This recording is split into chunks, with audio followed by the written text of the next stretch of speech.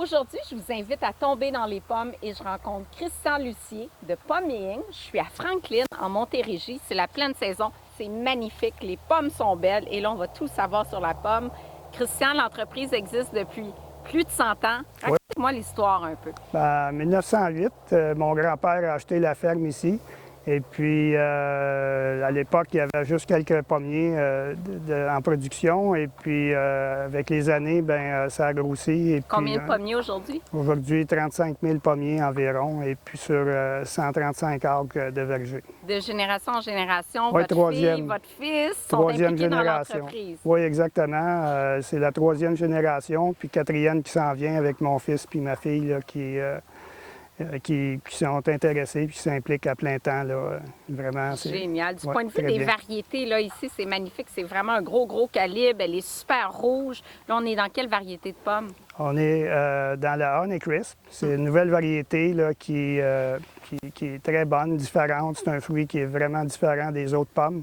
Et puis, Très aromatique, ouais. très ferme, sucré aussi. Oui, c'est une bonne pomme. C'est un peu comme une autre sorte de fruit là, qu'on peut dire. C'est une pomme, là, mais qui est différente. Là, Puis là, très des différente. variétés, il y en a une vingtaine ici. Est-ce Ouais. que la Macintosh est encore aussi populaire? Là?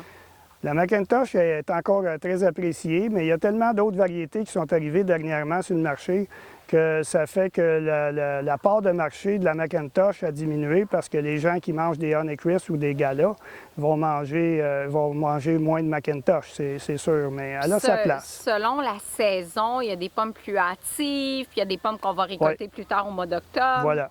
Là, dans le moment, on fait les variétés pour remplir les entrepôts pour avoir des pommes pour le restant de l'année. Oui, justement, ça, si on parle d'atmosphère contrôlée, là. Oui.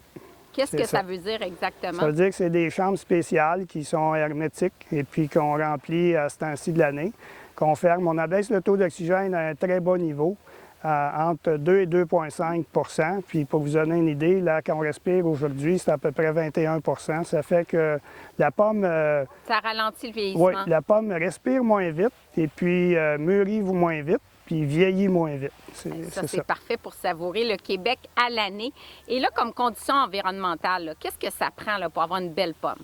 Ça prend deux choses. Ça prend du froid la nuit puis du soleil le jour. Pas du gel, mais du froid. Le soleil va amener la belle coloration. Oui, ça va faire la fermeté puis ça va faire des fruits plus colorés. Exactement. Quand on voit le logo Pomme Qualité Québec, qu'est-ce que ça veut dire?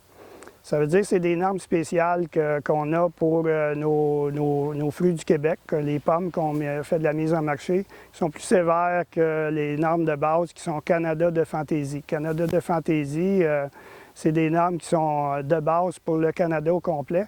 Mais Qualité Québec a fait des normes plus sévères pour avoir des pommes justement plus fermes avec des tests de maturité qu'on fait. On prend la pression des pommes pour avoir des pommes vraiment bien fermes. Puis on ne peut pas mettre des pommes qui sont molles sur le marché parce que ça passe pas qualité. Donc, on a juste le top qualité dans ce qu'on mange comme consommateur au Québec. Oui, oui, c'est des pommes pour vraiment répondre au goût des consommateurs qui sont des pommes plus fermes et puis de meilleure qualité gustative. Bon, bien, en terminant, je vous invite à croquer dans la santé, croquer dans les pommes. Merci.